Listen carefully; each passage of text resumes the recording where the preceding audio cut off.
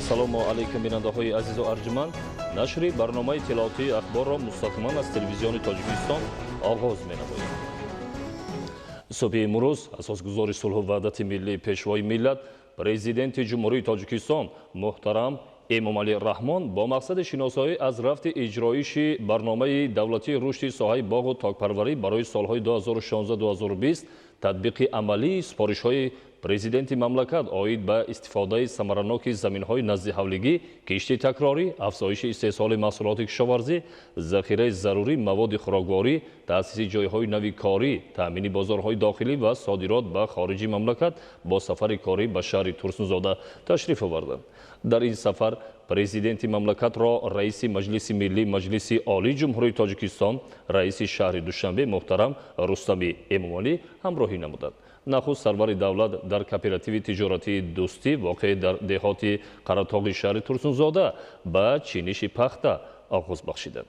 Гузориши Садриддини Сироҷиддин ва Баҳодури Истан. 7 сентябр асосгузори сулҳу ваҳдати миллӣ пешвои миллат президенти ҷумҳурии Тоҷикистон муҳтарам Эмомалӣ Раҳмон бо сафари корӣ ба шаҳри Турсунзода ташриф оварданд. Дар ин сафар президенти мамлакатро раиси Маҷлиси Миллии Маҷлиси Олии Ҷумҳурии Тоҷикистон, раиси шаҳри Душанбе муҳтарам Рустамӣ Эмомалӣ ҳамроҳӣ мекунанд. Ҳадафи ин сафари пешвои муаззами миллат шиносоӣ аз рафти иҷрои барномаи давлатии рушди соҳаи боғу токпарварӣ барои солҳои 2016-2020 татбиқи амалии супоришҳои президенти мамлакат оид ба истифодаи самараноки заминҳои назди ҳавлигӣ, кишти такрорӣ, афзоиши истеҳсоли маҳсулоти кишоварзӣ, захираи зарурии маводи хӯрокворӣ, таъсиси ҷойҳои нави корӣ, таъмини бозорҳои дохилӣ ва содирот ба хориҷи мамлакат мебошад. Бо дар назардошти имконияти васеъи шаҳри саноатию аграрии Турсунзода имрӯз дар ҳузури раиси шаҳри Душанбе муҳтарам Рустамӣ Эмомалӣ зимни боздид аз хоҷагиҳо байни сохторҳои марбутаи мақомоти иҷроияи ҳокимияти давлатии шаҳри Душанбе ва хоҷагиҳои деҳқонии шаҳри Турсунзода барои дар давраи тирамоҳу зимистони дар пеш истода мунтазам таъмин кардани бозорҳои истеъмолии пойтахт бо маҳсулоти тару тозаи кишоварзӣ аз қабили меваву сабзавоти хушсифат, зироатҳо ва дигар маводи ниёзи аввал шартномаҳои дутарафаи ҳамкорӣ баста мешавад. Мавриди зикр аст ки таи солҳои охир аз ҷониби роҳбарияти мақомоти иҷроияи ҳокимияти давлатии шаҳри Душанбе ба хотири мутобиқ ба талабот таъмин кардани сокинон бо молу маҳсулоти ниёзи аввал тадбирҳои мушаххас андешида мешавад. Аз ҷумла тамоми бозорҳои пойтахт барои харид ва ба таври кофӣ захира кардани маводи хӯрокворӣ омода карда шудаанд. Дар пойтахти кишвар барои захира кардани меваю сабзавот ва дигар зироатҳо сардхонаву амборҳои ҳаҷмашон калон ва муосир бунёду ба истифода дода шудааст. Бояд гуфт ки ҳукумати мамлакат ба хотири амалисозии яке аз ҳадафҳои стратегӣ таъмини амнияти озуқаворӣ заминҳои бекорхобидаи талу теппаҳоро обёрӣ карда ба гардиши кишоварзӣ медароранд.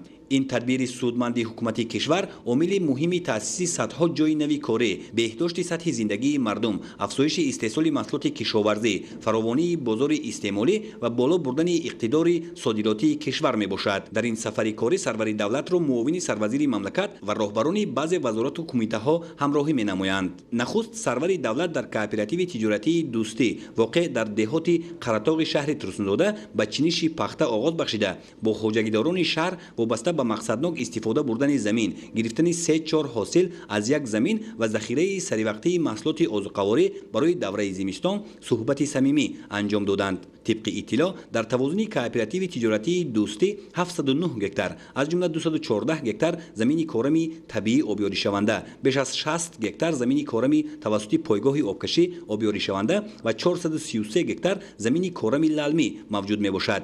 соли ҷорӣ дар заминҳои мавҷудаи хоҷагӣ пурра кишти зироати кишоварзӣ гузаронида шудааст ки 199 гектари онро пахта ташкил медиҳад. хоҷагидорон мутобиқ ба иқлим тухмии навъҳои фаровон, зироаткор, дӯстӣ, истиқлол ва флешро кишт намуда бо анҷоми саривақтии корҳои агротехникӣ ҳосили фаровонро интизор мебошанд. риояи дурусти талаботи агротехникӣ хоса истифодаи тухмии мутобиқ ба иқлим ва серҳосил, коркарди байни қаторҳо ва анҷоми саривақтии дигар корҳои барои нашъунамои хуби зироат муҳим фаровонии ҳосили майдони пахтазорро дар хоҷагӣ таъмин намуд.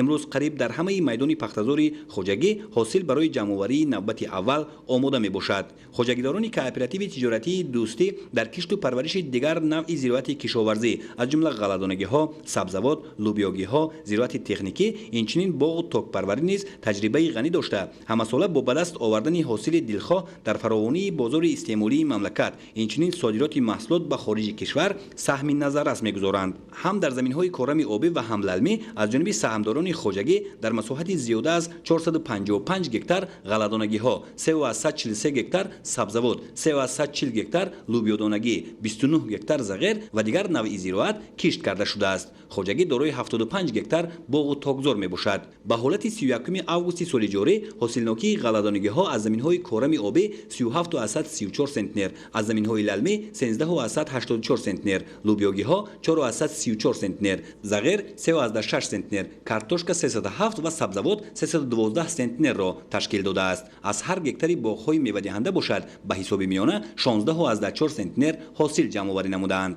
در کооپراتیو تجارتی دوستی 598 نفر سهامدار به قید گرفته شده 50 نفر کارگر دائمی دارد. در موسم کشت، پرورش و جمع‌آوری حاصل زراعتی کشاورزی باشد بیش از 300 نفر ساکنان محلی به کارهای صحرایی جلب می‌شوند. به خاطر اجرای دستور سپارش‌های رهبریت عالی مملکت و با مقصد سهم گذاشتن در فراوانی محصولات خواجگیداران کооپراتیو تجارتی دوستی کشت تکراری زراعت را وسعت بخشیده در میدان قریب 25 هکتار سبزوات و خوراک چاروا کشت نمودند. سمت دیگری فعالیت کооپراتیو تجارتی دوستی تخم پروری بوده همساله خواجگیداران برای قانع‌گردانی طلبات خودی اینچنین دسترس نمودند به دیگر خواجگی‌های کشاورزی تخم‌های خوش‌صفت زراعت را استحصال می‌نمایند. طبق معلومات از حاصل پخته سال گذشته به مقدار 70 تن و از غله‌دانگی‌ها 102 تن تخم ذخیره نموده آن را سال 2020 کشت کردند. به غیر از این همساله خواجگیداران به دیگر کشاورزان شهر ترسونزاده و ناحیه شهری نو تخم خوش‌صفت دسترس نموده در تطبیق برنامه دولتی رشد ساحه تخم پروری برای سال‌های 2016-2020 سهم ارزشمند گذاشتند. در دیگر خواجگی‌های شهر نیز جمع‌آوری پخته آغاز گردید. به پرزیدنت مملکت محترم امامعلی رحمان اطلاع داده شد که امسال میدان عمومی این نوع زراعت تکنیکی در شهر ترسونزاده به 1177 هکتار برابر گردیده است و حاصل میانه انتظاری را متخصصان ساحه 22 سنتنر معین نمودند. از روی جمع‌آوری و معین گردیدن حاصل انتظاری امسال خواجگی‌های پخته‌کار شهر ترسونزاده باید 2590 تن پخته جمع‌آوری نمایند. پیشوای ملت محترم امامعلی رحمان فعالیت کооپراتیو تجارتی دوستی را در سمت کشت و پرورش زراعت کشاورزی استحصال تخمی خوش‌صفت و سهم ارزشمند گذاشتن در فراوانی بازار استعمالی شایسته تحسین حسابیده تاکید داشتند که انجام کارهای نظررس از جمله استفاده مقصدناک و ثمره بخش هر وجب زمین و گرفتن 3-4 حاصل در یک سال باعث عملی شدن هدف استراتژی مملکت تامین امنیت غذاخواری و دسترسی اهالی به غذای خوش‌صفت می‌گردد. در ادامه سفر کاری اساسگذاری صلح و وحدت ملی پیشوای ملت پرزیدنت جمهوری تاجیکستان محترم امامعلی رحمان با جمع‌آوری شالی در جمعیت سهامی کشاده حقیقت شهر ترسونزاده آغاز بخشیدند. در این سفر پرزیدنت مملکت را رئیس مجلس ملی مجلس عالی جمهوری تاجیکستان رئیس شهر دوشنبه محترم رستم امامعلی همراهی می‌کنند. در ادامه سفر کاری اساسگذار صلح و وحدت ملی پیشوای ملت پرزیدنت جمهوری تاجیکستان محترم امامعلی رحمان به جمع‌آوری شالی در جمعیت سهامی کشاده حقیقت شهر ترسونزاده آغاز بخشیدند. در این سفر پرزیدنت مملکت را رئیس مجلس ملی مجلس عالی جمهوری تاجیکستان رئیس شهر دوشنبه محترم رستم امامعلی همراهی می‌کنند. هدف این سفر پیشوای معظم ملت شناسایی از رفت اجرای برنامه دولتی رشد ساحه باغ و تاک پروری برای سال‌های 2016-2020 تطبیق عملی سپارش‌های پرزیدنت مملکت اوید به استفاده ثمرناک زمین‌های نزدیک‌حوالگی، کشت تکراری، افزایش استحصال محصولات کشاورزی، ذخیره ضروری مواد خوراکواری، تأسیس جای‌های نوی کاری، تامین بازارهای داخلی و صادرات به خارج مملکت میباشد. با در نظر داشت امکانات وسیع شهر صنعتی و اگراری ترسونزاده امروز در حضور رئیس شهر دوشنبه محترم رستم امامعلی ضمن بازدید از خواجگی‌ها بین ساختارهای مربوطه مقامات اجرایی حاکمیت دولتی شهر دوشنبه و خواجگی‌های دهقانی شهر ترسونزاده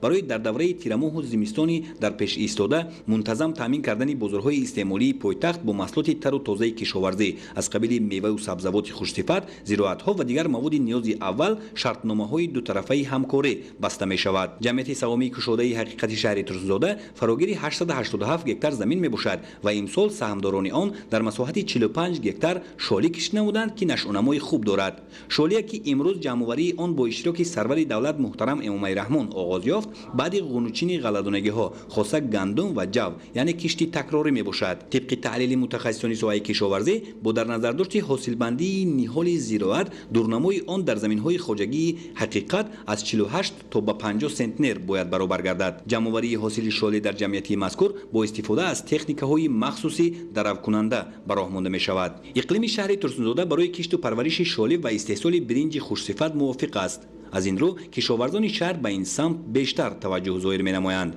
امسال نقشه شالیکاری را کشاورزان شهر ترسونزاده در کشتی اساسی 500 هکتار و در کشتی تکراری 2228 هکتار معین نموده بودند. با مقصد اجرای دستور و سپارش‌های پرزیدنت مملکت محترم امام‌الرحمن جهت وسیع نمودن میدان کشتی زراعتی کشاورزی و ذخیره هرچی بیشتری محصولات عضوخواری، اینچنین به خاطر سهم گذاشتن در فراوانی برنج خوش‌صفت وطنی در بازار استعمالی، کشتی اساسی این نوع زراعت را در همه شکل‌های خواجگی‌داری به 745 هکتار رسانیده، در کشتی تکراری میدان آن را به 3245 هکتار برابر نمودند. در مجموع امسال میدان عمومی کشتی شاله در شهر ترسونزاده 4018 هکتار را تشکیل نموده است که این نشان داد هوسمندی ساکنان و ثمرناک و عاقلانه استفاده کردن هر وجب زمین را بازگو می‌کند.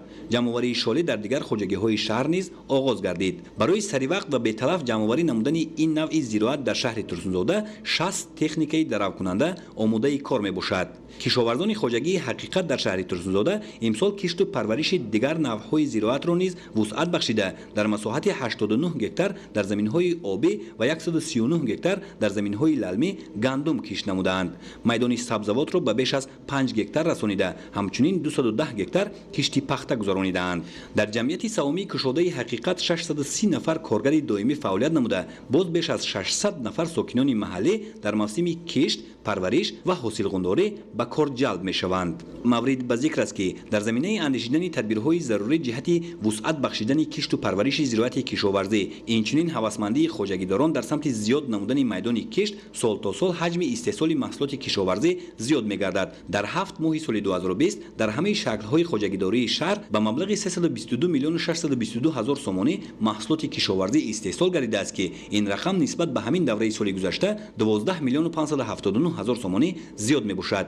امسال کشاورزان شهر در میدان 14433 هکتار غله‌دانگی، 2961 هکتار سبزوات، 827 هکتار کارتوشکا، 1178 هکتار پخته، 496 هکتار زغیر، 147 هکتار پولیزی و 36 هکتار دیگر نمودهای زراعت کشاورزی در مجموع در مساحت 21204 هکتار کشتی زراعت کشاورزی گذرانیدند. پرزیدنت مملکت محترم امام‌الرحمن با تلاش و زحمت‌های کشاورزان شهر ترسونزاده جهت وسیع نمودن میدان کشت، افزون بخشیدن به حجم استحصالات وطنی، در مجموع استفاده مقصدناک و ثمره بخش هر پارچه زمین و سهم گذاشتن در فراوانی محصولات کشاورزی بهای بلند داده، فعالیت آنها را برای خواجگیداران دیگر شهر و ناحیه‌های مملکت نمونه عبرت حسابیدند.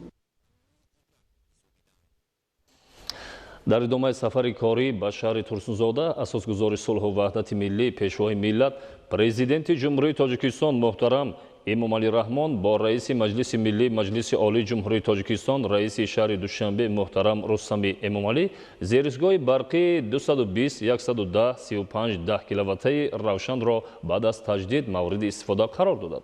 برای برقرارسازی زیرسگاه مذکور و موافق نمودن تجهیزات آن به ستاندارد معاصر با دستگیری به واسطه پرزیدنت مملکت محترم امام‌الرحمن تطبیق با مرامی برنامه‌های دولتی و لایحه تجدید زیرسگاه برقی روشن پورا نوسازی گردیده در روزهای تجدید 29 سالگرد استقلالیت دولتی جمهوری تاجیکستان دستاورد بی‌نظیر در ساحه انرژتیکا به حساب می‌رود. گزارش ظاهرشاه تقوی مراد و علیدین کریم. 7 سپتامبر اساسگزار صلح و وحدت ملی پیشوای ملت پرزیدنت جمهوری تاجیکستان محترم امام‌الرحمن با رئیس مجلس ملی مجلس عالی جمهوری تاجیکستان رئیس شهر دوشنبه محترم رستم امامعلی در دایره سفر کاری در شهر ترسونزاده زیرسگاه برقی 220 110 35 با 10 کیلوولتی روشن را بعد از تجدید مورد استفاده قرار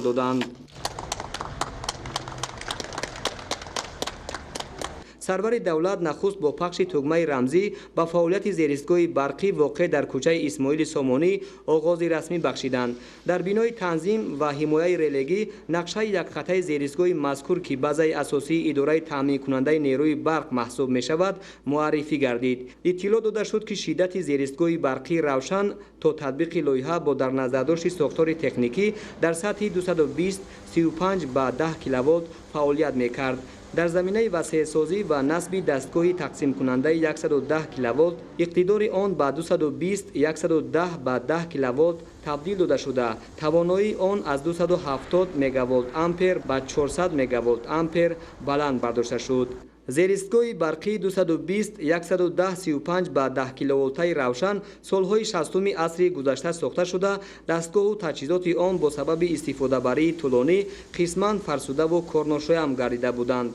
برای برقرارسازی زیرستگاه مذکور و موافق نمودن تجهیزات آن به استاندارد معاصر با دستگیری به واسطه پرزیدنت مملکت محترم امامعلی رحمان تطبیق با مرام برنامه‌های دولتی و لایحه تجدید زیرستگاه برقی روشن پورا نوسازی گردیده در روزهای تجلیل 29 سالگی استقلال دولتی جمهوری تاجیکستان دستاورد بی‌نظیر در ساحه انرژتیک شهر ترسونزاده به حساب می‌رود. مورد با تاکید است که دوام سالهای صاحب استقلالی جهت تطبیق یکی از هدفهای مهم استراتژی تامین استقلالیت انرژتیکی اقدام بزرگ سازندگی پیش گرفته شد که در دایره آن با جلب سرمایه خارجی و تطبیق برنامه‌های دولتی در شهر و ناحیه‌های مملکت نیروگاه‌های خرد و بزرگ بنیاد و نوسازی گردیده زیرستگاه‌های برقی نیز از نو تجدید و برقرارسازی شدند که صفت تأمینات نیروی برق به اهالی باز هم بهتر و خوبتر گردید.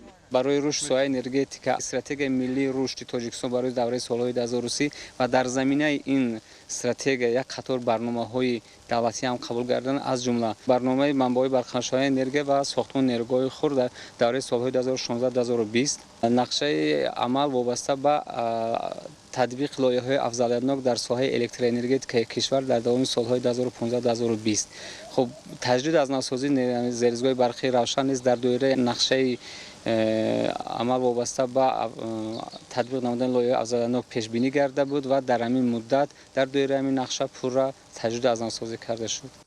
وابسته به طلبات مشتریان مقدار استفاده نیروی برق در زیرستگاه مذکور در یک شبانه روز 550 مگاوات نیروی برق را تشکیل می‌دهد. زیرستگاه برقی روشن در برابر تأمین پوره اهالی، کارخانه‌های استحصالی و تشکیلات و مؤسسه‌های شهر ترسونزاده همزمان قسماً ناحیه شهر نو را با برق صفتاً خوب استحصال وطنی تأمین می‌نماید. فرمایشگر لایحه شرکت سهامی خلدینگی کشوده برق تاجیک بوده تطبیق آن از طرف مؤسسه دولتی مرکزی اداره لایحه‌های بخش الکتروانرژتیک براه مانده شد. اجرای کارهای ساختمانی و وصل و نصب دستگاه و تجهیزات باشد از جانب جمعیت سهامی کشوده تاجیک گیدروالکترومنتاژ به انجام رسانده شدند. همه کارهای ساختمانی واردات و وصل و نصب تجهیزات برقی از جانب شرکت تاجیک گیدروالکترومنتاژ پورا به انجام رسانیده مورد بهره برداری قرار داده شدند. زیرستگاه به واسطه تامینات نیروی برق را به شهر ترسونزاده و قسما ناحیه شهر نو به عمل می‌رساند و تامینات خود زیرستگاه از زیرستگاه دیگر 500 توسط دو خط انتقال برق تامین کرده می شود که یک خط انتقال برق اون در حالت احتیاطی می باشد و خط دوم با واسطه خط دوم پورا با نیروی برق تامین می‌گردد. مقصد اساسی لایحه مذکور مساعدت نمودن بر رشد اقتصادی و بلند برداشتن سطح زندگی اهالی در شهر ترسونزاده و سازمان دادن کارخانه‌های خرد در منطقه میباشد. سرور دولت به صفت کارهای انجام یافته بهای بلند داده به مسئولان جهت استفاده مقصداک نیروی برق و تأمین با صفت آن به اهالی دستور و سپارش‌های مشخص دادند. تأمین دائمی نیروی برق در فعالیت پرثمر کارخانه‌های صنعتی و افزون گردیدن حجم استحصال وطنی نیز مساعدت فعال می‌نماید. زیرستگاه برقی روشن با نظرداشت رشد آینده انفراستراکچور شهر یعنی بنیاد گردیدن باز ده‌ها انشاءات تعیینات گوناگون از نو تجدید شده این تدبیر بر رشد من بعده ساحه‌های مهم و افضلیت‌ناک شهر زمینه مساعد می‌گذارد. باعث خوشحالی است که پیشوای معظم ملت محترم امامعلی رحمان بر رشد ساحه انرژتیک که همچون ساحه مهم به حساب می‌رود توجه خاص ظاهر می‌نمایند. عین زمان ما در اتاق تنظیمگران قرار داریم که پیشتر همه کارهای وصل و تغییردهی дастӣ иҷро карда мешуд. айни замон ҳама ин бо таҷҳизотҳои замонавӣ ки бо воситаи барнома бо воситаи компютер амалӣ карда мешавад. дар доираи лоиҳа таҷҳизотҳои барқии дастгоҳи тақсимотии кушода 220 киловолта ба таҷҳизотҳои барқии замонавӣ иваз карда дастгоҳҳои тақсимотӣ кушода 110 киловолта сохта ба истифода дода, васлакҳои равғани дастгоҳи тақсимотӣ пӯшида 10 киловолта ба васлакҳои замонавӣ иваз ва устувор карда шуд. ин лоиҳа мазкур боиси беҳтару хубтар гардидани таъминоти нерӯи барқ ба аҳолӣ эътимоднокии баҳрабардории таҷҳизотҳои барқӣ осон гардида, ҳамзамон боиси кам гаштани талафоти нерӯи барқ гардидааст. дар доираи лоиҳа тавассути васлу насби 2 адад автотрансформатори иқтидорашон 125 мегаволт ампер, 2 адад трансформатори шиддаттанзимкунандаи 40 мегаволт ампер, 1 адад трансформатори шиддатбаландкунандаи 25 мегаволт ампер, гурӯҳи васлакҳои элегазӣ ва ҷудокунакҳои барқӣ, равоқпояҳо, трансформаторҳои шиддат ва ҷараён, гурӯҳи реакторҳо, дастгоҳҳои тақсимкунандаи пӯшидаи 10 киловолта ва дигар таҷҳизоти барқӣ, бунёди бинои нави дастгоҳҳои тақсимкунанда ва бинои нави идоракунӣ аз навсозӣ гардидааст. зерисгоҳи барқӣ 220-110-35 ба 10 киловолта то соли 2014 аз 3 трансформатори пуриқтидор, яъне 1 адад трансформатори қуввагии иқтидораш 20 000 киловолт ампера ва 2 адад автотрансформатори 125 000 киловолт ампераро доро буд. бо дастгирии бевоситаи пешвои миллат дар заминаи зиёд гардидани талабот ба нерӯи барқ, зерисгоҳи барқӣ пурра таҷдид гардида ба стандартҳои ҷаҳонӣ ҷавобгӯ мебошад. ба пешвои миллат муҳтарам Эмомалӣ Раҳмон иттилоъ дода шуд, ки дар доираи лоиҳа ҳамзамон таҷдиду навсозии зеристгоҳи барқии 35 ба 10 киловолтаи минтақаи саноатӣ дар шаҳри Турсунзода амалӣ гардид. дар зеристгоҳи мазкур 2 адад трансформатори 25 мегаволт ампер насб гардидааст. зеристгоҳи барқии 35 ба 10 киловолтаи минтақаи саноатӣ пас аз навсозӣ аз зеристгоҳи барқии 35 ба 10 киловолта тавассути навсозӣ ё худ бунёд намудани дастгоҳи тақсимкунандаи 110 киловолт ба зеристгоҳи барқии 110-35 ба 10 киловолт табдил дода шуда, тавоноии он аз 20 мегаволт ампер ба 50 мегаволт ампер баланд бардошта шуд.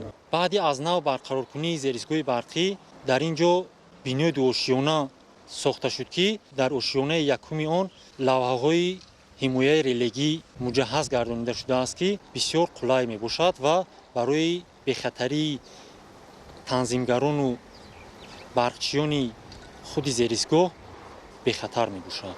аз навсозии зеристгоҳҳо имкон фароҳам овард, ки шиддатнокӣ дар шабакаҳои барқии минтақа устувор, сарбории трансформаторҳо мӯътадил ва сатҳу сифати хизматрасонӣ дар ин зеристгоҳҳо ба талаботи муосир ҷавобгӯ гардонида шаванд. маҷмӯи ноқилҳои барқӣ ва ноқилҳои таҷҳизоти баландшиддат дар ҳаҷми беш аз 24 тонна ба маблағи 658,6 ҳазор сомонӣ аз ҷониби Корхонаи ватании ҷамъияти дорои масъулияти маҳдуди ноқили Талко истеҳсол ва таҳвил карда шудааст.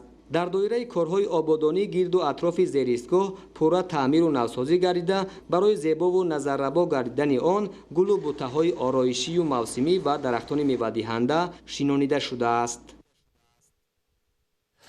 дар доираи сафари корӣ дар шаҳри Турсунзода асосгузори сулҳу ваҳдати миллӣ пешвои миллат президенти ҷумҳурии Тоҷикистон муҳтарам Эмомалӣ Раҳмон бо раиси Маҷлиси миллии Маҷлиси олии ҷумҳурии Тоҷикистон, раиси шаҳри Душанбе муҳтарам Рустами Эмомалӣ маркази табобатии Нури Шифоро дар кӯчаи Садриддин Айнӣ мавриди баҳрабардорӣ қарор доданд.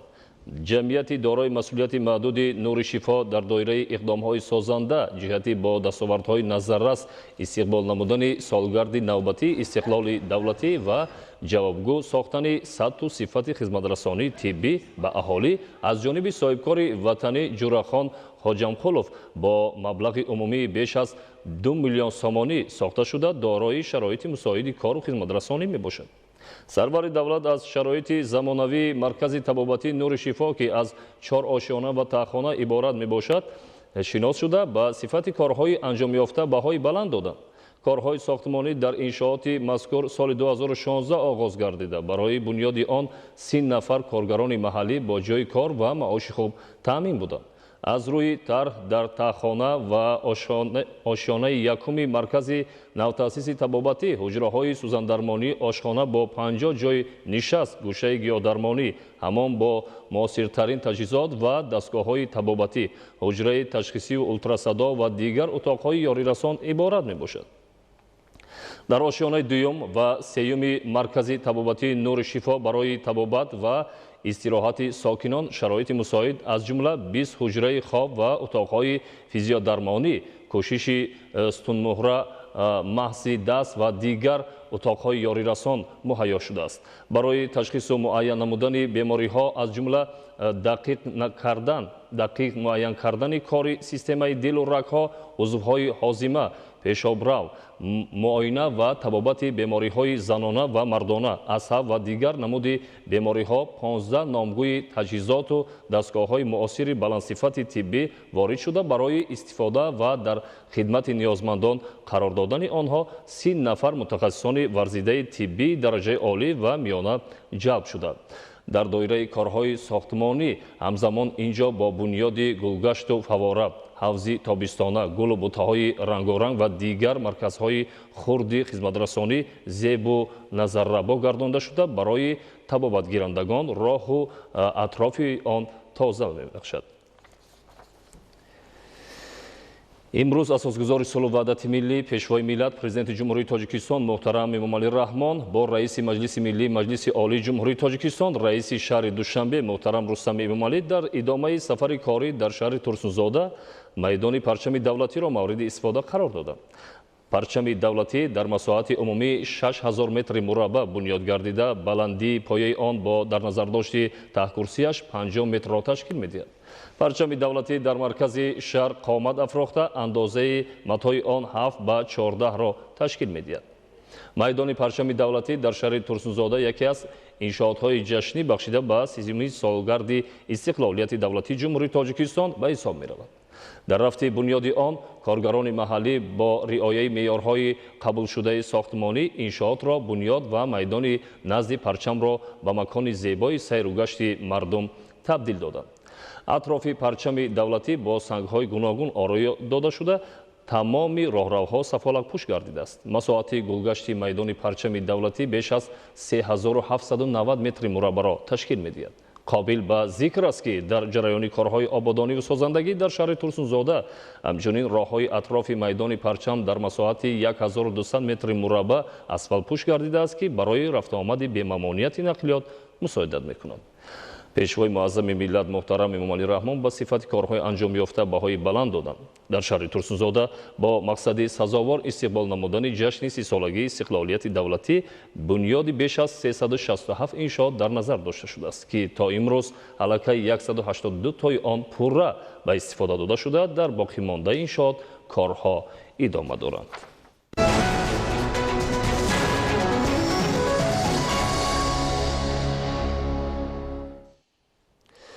имрӯз ҳамчунин асосгузори сулҳу ваҳдати миллӣ пешвои миллат президенти ҷумҳурии тоҷикистон муҳтарам эмомалӣ раҳмон бо раиси маҷлиси миллии маҷлиси олии ҷумҳурии тоҷикистон, раиси шаҳри душанбе муҳтарам рустами эмомалӣ дар деҳоти турсун улҷабоеви шаҳри турсунзода ба фаъолияти ҷамъияти дорои масъулияти маҳдуди сардор 2008 оғози расмӣ бахшиданд. дар ҳамин ҷо сарвари давлат нахуст аз намоиши маҳсулоти коргоҳ дидан карда ба сифат ва намои анвои маҳсулоти омода гардида баҳои баланд доданд. қобил ба зикр аст ки корхонаи мазкур аз соли 2010 инҷониб дар бинои иҷора фаъолият мекард ва шумораи кормандонаш 9 нафарро ташкил медод. акнун бо дастгирии ҳукумати ҷумҳурии тоҷикистон ва ташаббуси соҳибкори ватандӯст Шавкат Мадрахимов корхона ба бинои наву замонавӣ ва муҷаҳҳаз бо дастгоҳу таҷҳизоти насли нав таъмин гардида ба ин васила шумораи кормандон низ ба беш аз 250 нафар расонда шуд. ба пешвои муаззами миллат муҳтарам эмомалӣ раҳмон иттилоъ дода шуд ки дар корхона номгӯи маҳсулот аз 1 намуди соли 2010 ба 6 намуд ва 30 нав расонда шуда, ҳаҷми истеҳсоли он низ ба 1 миллион сомонӣ ва ё 1 миллион 300 ҳазор дона محصولات تیار برابر گردید. کارهای ساختمانی در کارخانه سردار 2008 ماه ینور سال 2018 آغاز گردیده در مدت کوتاه و با صفت بلند به انجام رسانده شد. مساحت عمومی کارخانه 2 گکتار را تشکیل داده. بینای آن در 9220 متر مربع دامن گسترده است. در کارخانه 6 سیخ از جمله سیخ‌های استحصال کارتوشکای قاق، نان خشک، گولچه‌های شیرین جواری مکه، سقیج، حلوا، سیخ استحصال دانه‌های آفتابپرست، انبار برای نگهداری محصولات تیار، آزمایشگاه و بینای راهبریت موجود است. تمام تجهیزاتی که در اینجا نصب گردیده است از دولت‌های ترکیه، اوکراین و جمهوری مردمی چین وارد کرده شده است. ضمن بازدید پیشوای ملت با تشبثکاری صاحبکار بهای بلند داده با صفت استفاده دادن بینای کارهای نو را در عرفه تجدید سالگرد استقلالیت دولتی جمهوری تاجیکستان اقدام نیک معنی داد نمودند. تاکید کردند با مورد است که اشیای خام برای استحصال همان نمود محصولات این کارخانه از داخل کشور دسترس گردیده بیش از کارکرد از آزمایشگاه گذرانیده می شود. محصولات تیار هم سنجیده شده سپس به بازار و نقطه‌های سودا انتقال داده می شود. سرور دولت محترم امامعلی رحمان صفت کارهای تعمیری و نوسازی و وصل و نصب تجهیزات‌ها را قناعت بخش خوانده به مسئولین جهتی با صفت بلند استحصال محصولات و زیاد نمودن نامگوی آن دستور سپارش‌های مشخص دادند. در نوبت خود صاحبکار نیز از دستگیری‌های همیشگی رهبریت عالی مملکت جهت مساعدت بر رشد صاحبکاری و دستگیری این قشر جامعه اظهار سپاس کرده وعده داد که در آینده برای رشد ساحه صنعت و تشکیل جایهای نو کاری تلاش می‌نماید و در تامین هدف چهارم استراتژی صنعت کنونی با سرعت مملکت حصه باسزای خود را می‌گذارد. امروز اساسگزار صلح و وحدت ملی پیشوای ملت پرزیدنت جمهوری تاجیکستان محترم امامعلی رحمان در دهات جوره رحمانوفی شهر ترسونزاده به خواجگی دهخانه حاجی نعمت تشریف آوردند. در اینجا سرور دولت محترم امامعلی رحمان با رفت تیار نمودن مویز که با اصول مخصوص صورت میگیرد شناس شدند. اطلاع داده شد که چنین طرز خشک نمودن انگور در همکاری با دهقانان با تجربه تاجیکستان و ازبکستان برآمده شده در کشور تجربه اولین و شمار می رود. نخست در آب جوش آمده محلول اشقار علاوه کرده می شود و بعد در 2 خوشه انگوری با هم پیوست به مدتی از 2 تا 3 دقیقه در آن نگاه داشته شده سپس آویزان کرده می شود. مهلت تیار شدن مویز با چنین اصول از 10 تا 15 روز را در بر گرفته نگاهبینی مخصوص را طلب می کند. پس از سپری شدن این مدت دانه های مویز جدا کرده شده در جای معین تا خشک شدنش با اصول خاص نگاه داشته می شود. با در نظر داشت تجربه اولین بودن دهقانان امسال 10 تانه انگور نوع سیاهی بدانه و چلیکی را در مساحت 1 هکتار و 31% زمین تیار نمودند. از این مقدار انگور آویزان کرده شده 2 تانه مویز خوش‌طعم و با صفت جمع‌آوری می‌گردد.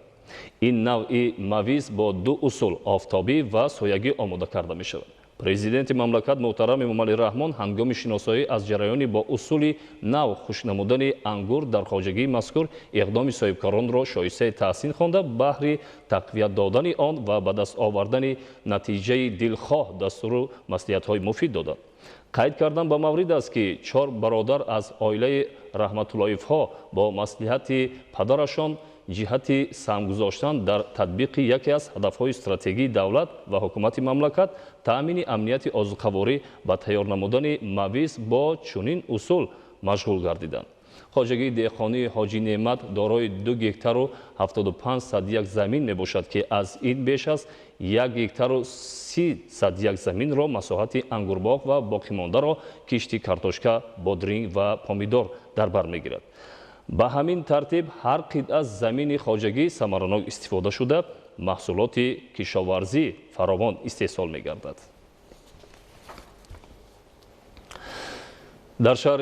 در شهر ترسونزاده اساسگزار صلح و وحدت ملی پیشوای ملت پرزیدنت جمهوری تاجیکستان محترم امامعلی رحمان از زمین‌های باغ سامان در خواجگی دهخانه حاجی کمال شناس شدند. باغ سامان با تشبث و دستگیری به واسطه پیشوای ملت محترم امامعلی رحمان سال 2008 تشکیل یافته 1100 нафар самдор дорад. боғи Сомон яке аз калонтарин хоҷагиҳои ангурпарварии мамлакат ба шумор рафта, кормандони он таҷрибаи бой нигоҳбини ток ва парвариши ангурро соҳибанд. дар ҷанбасти соли 2019 хоҷагӣ 4692 тонна маҳсулот ҷамъоварӣ намуда дар таъмини бозори дохилии мамлакат бо ангури хушсифат ва баландбардоштани иқтидори содиротии кишвар саҳм гузошт. соли ҷорӣ низ ҳосил фаровон буда то имрӯз аз токзор беш аз 700 тонна маҳсулот ба дастбозори истеъмол бароварда шуд. дар боғи Сомон ба пешвои миллат муҳтарам Эмомалӣ Раҳмон ҳосили фаровони ангурзор пешкаш гардид. бояд гуфт ки дар заминҳои хоҷагӣ ангурҳои навъи ҳусейнии сиёҳу сафед, ғалаба, шоҳона, пешпазак, кишмиши сиёҳу сафед ва ғайраҳо парвариш карда мешавад. дар хоҷагӣ бунёди сардхона роҳандозӣ гардида ғунҷоиши маҳсулот дар сардхонаҳои хоҷагӣ ба 2000 тонна расонда шуд, ки ба ин васила хоҷагидорон метавонанд қариб дар ҳамаи фаслҳои сол бозорҳои кишварро бо меваю сабзавоти худӣ таъмин намояд.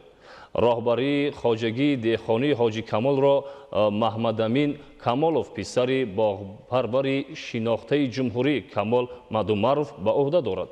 дар хоҷагӣ баробари парвариши намудҳои гуногуни ангур ба чорводорӣ аз ҷумла парвариши чорвои калону майда низ машғул аст. айни ҳол хоҷагӣ зиёда аз 4800 сар чорвои хурд ва беш аз 60 сар чорвои калони шохдорро дар ихтиёр дорад. роҳбарияти хоҷагӣ бо ҷонибдорӣ аз сиёсати башардӯстонаи пешвои муаззами миллат муҳтарам Эмомалӣ Раҳмон дар корҳои хайр ва дастгирии табақаи ниёзманд саҳми муносиб мегузоранд. дар самти мубориза бар зидди бемории навъи сироятии коронавирус аз ҳисоби даромади софи аз тарафи хоҷагӣ ба фонди хайриявии Тоҷикистон 2 миллион 300 ҳазор сомонӣ гузаронида шуда ба беморхонаи марказӣ як мошини муосири ёрии таъҷилӣ тӯҳфа гардид. саҳми хоҷагӣ дар бунёди иншооти гуногуни иҷтимоӣ аз ҷумла мактаб ва бунгоҳҳои тиббӣ назаррас аст.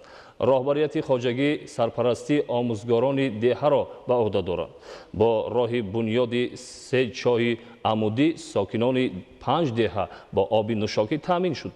бо дастгирии хоҷагии сокинон бо таври ҳашар муассисаҳои таълимӣ ва роҳҳоро аз таъмир бароварданд.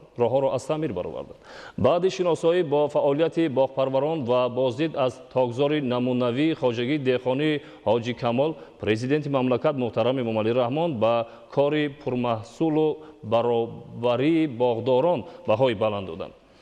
мавриди зикр аст ки боғдорони шаҳри Турсунзода Неъматҷон Усмонов ва шодравон Камол Мадумаров мактаби махсуси худро доранд. бо фаъолияти намунавии худ дар роҳи парвариши ангур Тоҷикистонро дар кишварҳои хориҷ муаррифӣ карданд.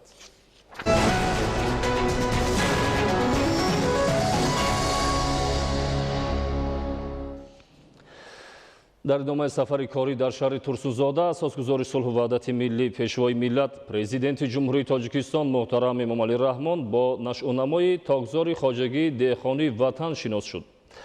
хоҷагии деҳқонии ватан соли 2008 таъсис ёфта дорои 28 гектар замин мебошад. аз ин ҳисоб 16,4 гектарашро токзор дар бар мегирад. хоҷагӣ 18 нафар самдоронро сарҷамъ намуда дар токзори он 10 намуд асосан ангурҳои навъи ҳусейни сиёҳу сафед, ғалаба, шоҳона, пешпазак ва кишмиши сиёҳу сафед парвариш карда мешавад. соли ҷорӣ ҷамъоварии ҳосил беш аз 100 тоннаро ташкил медиҳад. имсол дар хоҷагии деҳқонии ватан парвариши навъи ангури президент ба роҳ монда шуд. роҳбари хоҷагии ватанро деҳқони бо таҷриба ва токпарвари шинохтаи ҷумҳурӣ Неъматҷон Усмонов ба уҳда дорад. Неъматҷон Усмонов муассиси хоҷагии деҳқонии Неъматҳоҷӣ аст ва роҳбари ин хоҷагӣ писари ӯ Расул Неъматов мебошад. хоҷагии деҳқонии Неъматҳоҷӣ дар майдони 105 гектар замин доман паҳн намудааст ва 95,6 гектари онро токзори замонавӣ ташкил медиҳад. дар ин хоҷагӣ ҳамзамон дар майдони 4,8 гектар писта парвариш меёбад ва аҳли заҳмати он дар ёнидани ғалладонагию парвариши чорво низ таҷрибаи ғанӣ доранд. коргарони хоҷагӣ ангурҳои навъи ҳусейнӣ, ғалаба, шоҳона, пешпазак, кишмиши сиёҳсафедро шинонида аз ин ҳисоб ҳосили зиёд ба даст меоранд. дар тогзори хоҷагӣ ҳамчунин ба таври таҷрибавӣ навъҳои чиликӣ ва кардинал ки аз ҷумҳурии мардумии чин оварда шудааст парвариш меёбад. соли ҷорӣ дар баробари таъмини бозори дохилӣ хоҷагӣ беш аз 100 тонна маҳсулоти хушсифатро ба хориҷи кишвар содирот намуд. дар хоҷагӣ барои беталаф нигоҳ доштани маҳсулот ва дар ҳама фаслҳои сол ба мардум пешниҳод кардани ангури тару тоза сардхона бунёд гардида ғунҷоиши он беш аз 800 тоннаро ташкил медиҳад. коргарони хоҷагӣ ҳамчунин дар парваришу тайёр кардани ниҳолҳои гуногун таҷрибаи бой дорад. дар ниҳолхонаи назди хоҷагӣ беш аз 30 намуди ниҳолҳои ороишию мевадиҳанда парвариш карда мешавад. бо ҳидоятҳои сарвари давлат ва ҷиҳати дастгирии сиёсати инсондӯстонаи пешвои муаззами миллат роҳбарияти хоҷагиҳои ватан ва неъмат дар амалӣ кардани корҳои хайру савоб намунаи ибратанд. аз ҷониби роҳбари хоҷагии ташкилоти хайриявии эҳсони сомониён таъсис ёфта сарпарастии 45 нафар шахси ниёзмандро ба уҳда дорад. сари ҳар вақт аз ҳисоби даромади хоҷагӣ ба ин табақаи ниёзманд маводи хӯрокворӣ, сару либос ва пойафзол дастрас карда мешавад. инчунин хоҷагӣ дар бунёди роҳу пулҳо, корҳои соҳилбандӣ, сохтмони муассисаҳои таълимӣ, тандурустӣ, ободонии маҳал ва чарғонкунии кӯчаҳо саҳм гузоштанд. президенти мамлакат муҳтарам Эмомалӣ Раҳмон бо натиҷаҳои кори боғдорон шинос шуда барои парвариши ҳосили хуб, таъсиси ҷойҳои корӣ, таъмини бозори дохилӣ бо маҳсулоти хушсифати кишоварзӣ ва боло бурдани иқтидори содиротии шаҳри Турсунзода анҷоми корҳои хайр ва саҳм гузоштан дар ободонии як гӯшаи диёр ба роҳбарияти хоҷагӣ изҳори сипос карданд. давоми солҳои соҳиби истиқлолӣ дар шаҳри Турсунзода соҳаҳои гуногуни иқтисодиёту иҷтимоиёт ва маърифу фарҳанг рушд намуда, инфрасохтори шаҳр такмил ёфт. дар доираи иқдомҳои созандаи роҳбарияти давлату ҳукумати ҷумҳурии Тоҷикистон ҷиҳати бо дастовардҳои беназир истиқбол намудани ҷашни 30-солагии истиқлолияти давлатии ҷумҳурии Тоҷикистон иншооти таъиноти гуногун бунёд гардида сатҳу сифати хизматрасонӣ ба аҳолӣ беҳтару хубтар гардонида шуд. гузориши хабарнигорони мо. турсунзода ҳамчун шаҳри саноати аграрӣ давоми солҳои соҳиби истиқлолӣ рушд намуда ба яке аз шаҳрҳои зебову пешрафтаи тобеи ҷумҳурӣ табдил ёфтааст. лозим ба таъкид аст ки давоми 29 соли ба даст омадани истиқлол пешвои муаззами миллат беш аз 10 маротиба ба ин шаҳр бо сафарҳои корӣ ташриф оварданд, ки дар натиҷа вазъи иқтисодӣ, иҷтимоӣ ва фарҳангии шаҳр ба маротиб беҳтару хубтар гардидааст. оғози расмии навсозии роҳи мошингарди душанбе ҳисор шаҳри нав, бозид аз хонаи кӯдакони бепарастори шаҳри Турсунзода, ифтитоҳи корхонаҳои дорусозӣ ва чиниворӣ, ифтитоҳи мактабҳои рақами 18 ва 119, бозид аз хоҷагиҳои деҳқонии ватан ва ҳоҷи неъмат, боғи сомон аз рӯйдодҳое мебошанд, ки дар соли 2015 бо иштироки сарвари давлат ба вуқӯъ пайвастанд. дар шаҳри Турсунзода бахшида ба таҷлили сазовори ҷашни 30-солагии истиқлоли давлатӣ бо ҷалби соҳибкорони ватандӯст бунёди 367 иншооти мухталиф ба нақша гирифта шудааст, ки то ин ҷониб 179 тои он сохта мавриди истифода қарор дода шуданд. дар доираи таҷлили 29-солагии истиқлоли давлатӣ боз 26 иншооти гуногун ҷиҳати истифодабарӣ омода гардида беш аз 200 ҷойи корӣ таъмин карда шуд. дар доираи дастгириҳои ҳамаҷонибаи роҳбарияти олии давлат ва ҳукумати ҷумҳурии Тоҷикистон бо истифода аз шароити имконоти мавҷуда сохтмони биноҳои баландошонаи истиқоматӣ бо ҷойгир шудани марказҳои савдову хизматрасонӣ ва дигар шароиту имконияти мавҷуда идома дорад. ба корҳои сохтмони иншооти мазкур зиёда аз 1000 нафар сокинони маҳаллӣ ҷалб гардиданд ва пас аз пурра мавриди баҳрабардорӣ қарор гирифтани онҳо то соли 2021 зиёда аз 500 ҷойи кории иловагӣ таъсис дода хоҳанд шуд. дар шаҳри Турсунзода бо мақсади сазовор ҷашн гирифтани 30-солагии истиқлоли давлатӣ 2 муассисаи томактабӣ, 10 муассисаи таҳсилоти умумӣ, 30 муассисаи тандурустӣ, 8 дорухона, 15 толори варзишӣ, 19 майдончаи варзишӣ, 4 майдончаи бозии кӯдакон, 11 сартарошхона, 18 маркази хизматрасонӣ, 6 ҳаммом, 2 корхонаи коркарди шир ва инчунин сохтмони китобхона, коргоҳи дузандагӣ, дӯкони ҳунармандӣ, коргоҳи духти либоси мактабӣ, коргоҳи қолинбофӣ, кашидани хати оби нӯшокӣ, коргоҳи адрасбофӣ, таъмири роҳҳо, сохтмон ва таъмири пулҳо, кашидани хатҳои барқӣ, чароғонкунии кӯчаҳо, насби трансформаторҳо, коргоҳи атласбофӣ ва ғайраҳо ба нақша гирифта шудааст. саноат бахши муҳими шаҳр ба шумор рафта, айни замон дар шаҳр беш аз 40 корхонаи саноатӣ фаъолият менамоянд, ки дар онҳо беш аз 7660 нафар мутахассисони дигар сокинони маҳаллӣ фаъолият менамоянд. ҳаҷми истеҳсоли маҳсулоти саноатӣ дар давоми 7 моҳи соли равон 457 миллиону 67 ҳазор сомониро ташкил намуд. ҷамъияти дорои масъулияташ маҳдуди Сомонтурон Инвест аз калонтарин корхонаи истеҳсолии шаҳр ба шумор рафта, самти фаъолияти он ба истеҳсоли орд, макарон ва маҳсулоти қаннодӣ равона гардидааст. корхона соли 2005 фаъолияти худро оғоз намуда, иқтидори дар як шабонарӯз коркард намудани то 80 тонна гандумро дорад. ҳоло дар корхона беш аз 70 нафар шаҳрвандони ватанӣ бо кор ва маоши хуб таъмин мебошанд. мутобиқи маълумот, орди дар корхонаи мазкур истеҳсол мегардида, сифати хуб дошта, ба бозорҳои шаҳру ноҳияҳои кишвар, аз ҷумла ба шаҳри Душанбе интиқол дода мешавад.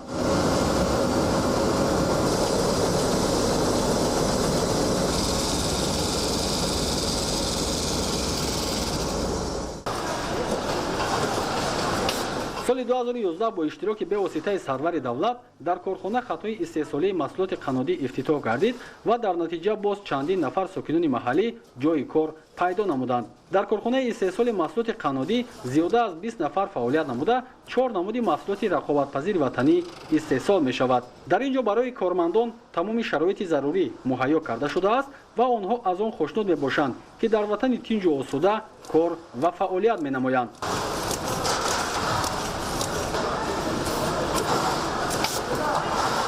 корхонаи мазкур бо саҳми соҳибкори ватанӣ таъсис ёфта, бо истеҳсоли маҳсулоти гуногуни қаннодии ватанӣ дар бозори истеъмолӣ мавқеи хоса дорад.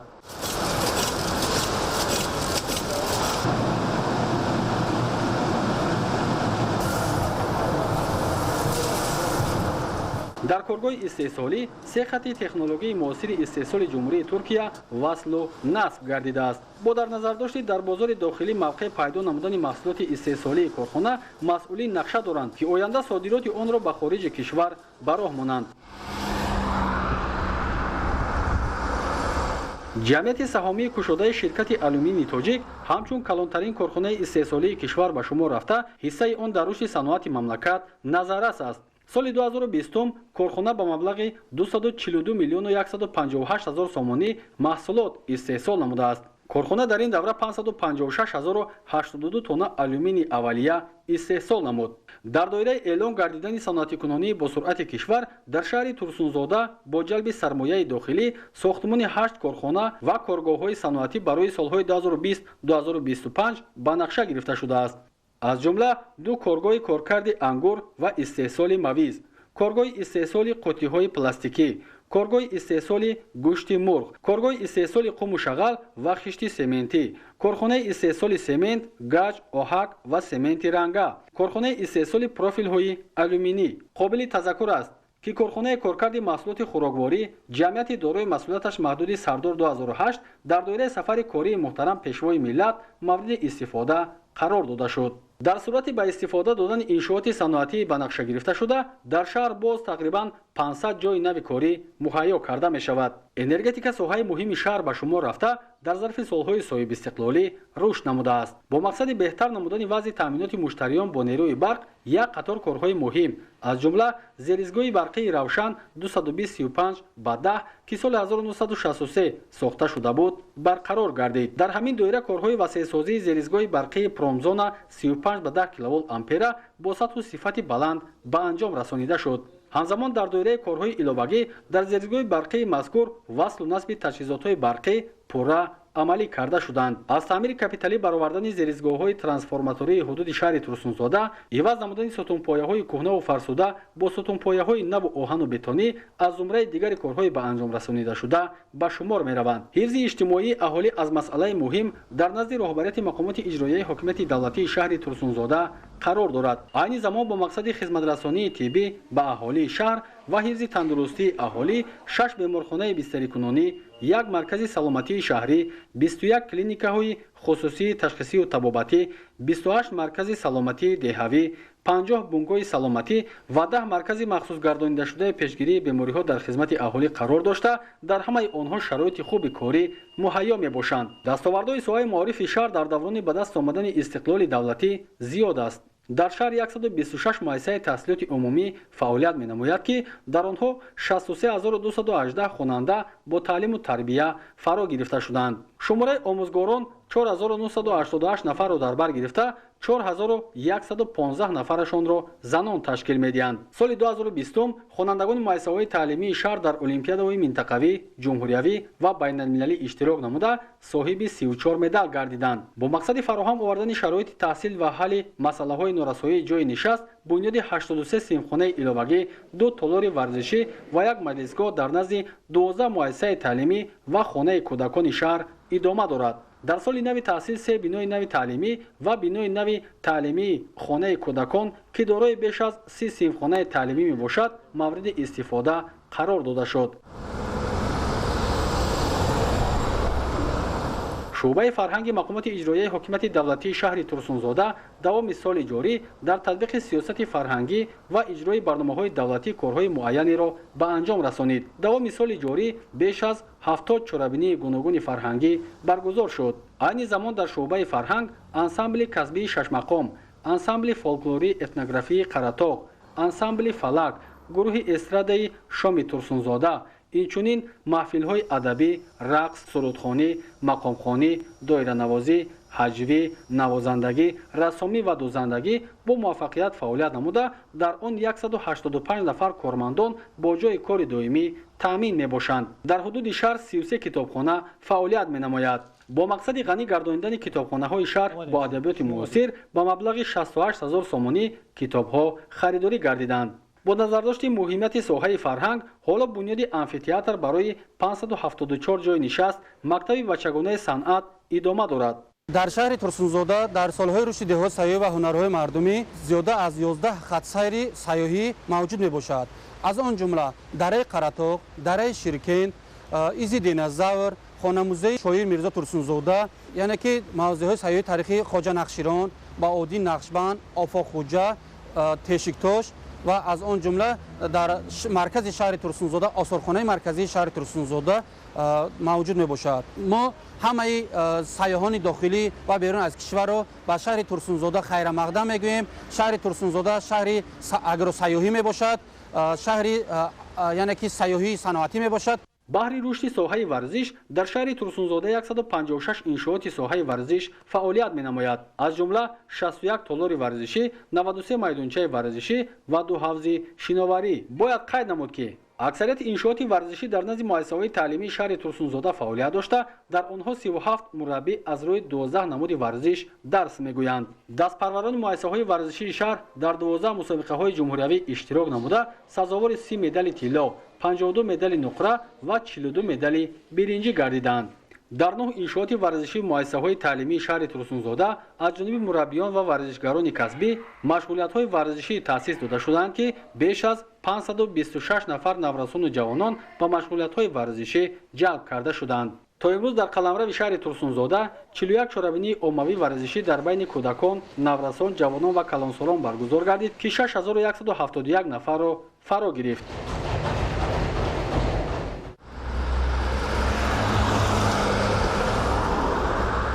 қобили тазаккур аст, ки мардуми заҳматкашу сарбаланди шаҳри Турсунзода ба хотири сазовор ҷашн гирифтани 30-солагии истиқлоли давлатӣ фаъолияти пурсамар доранд.